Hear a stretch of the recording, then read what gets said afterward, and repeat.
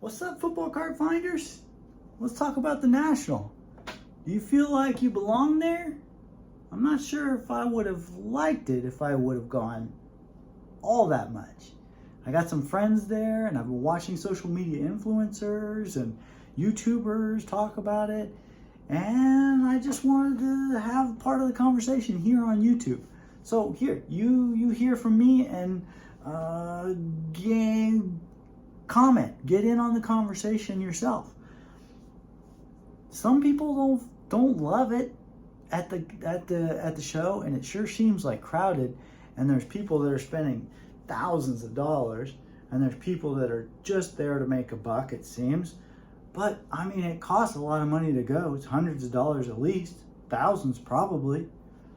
And then it's crowded. And are you alone there? Are you with one friend? Are you just there for business? Is it kind of like going to the buffet and seeing everybody just pigging out and feeling like I'm like surrounded by like what looks like really kind of gluttonous. Like, have you ever had that feeling? Is it just me? It feels like, wow, this just feels like wrong. Like, we don't need to eat this much. It's too much.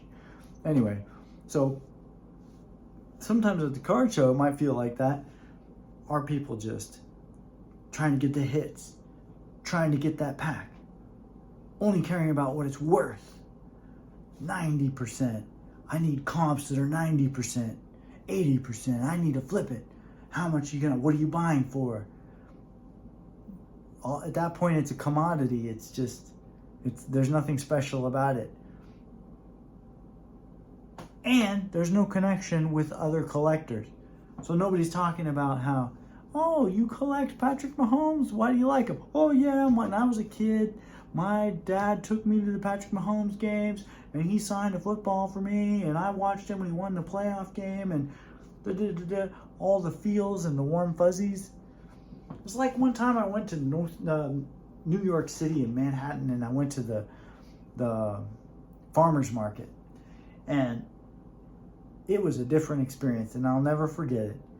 It was like nobody was stopping. If you were stopping, you just picked up your thing and you went.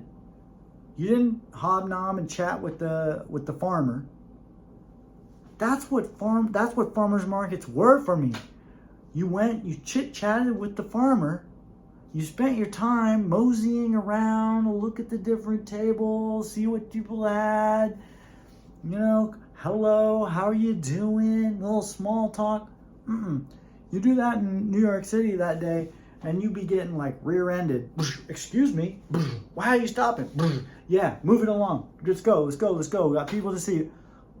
It's like, so maybe that's kind of how the card show felt for Hoosier Pulls, who posted on YouTube that he didn't feel like he belonged there, and he just left. And I was like, maybe if you can't be there with your friends or family and experience with them, and everybody's just talking about flipping and what's that worth? What the comps, and 90% of the comps, and blah blah.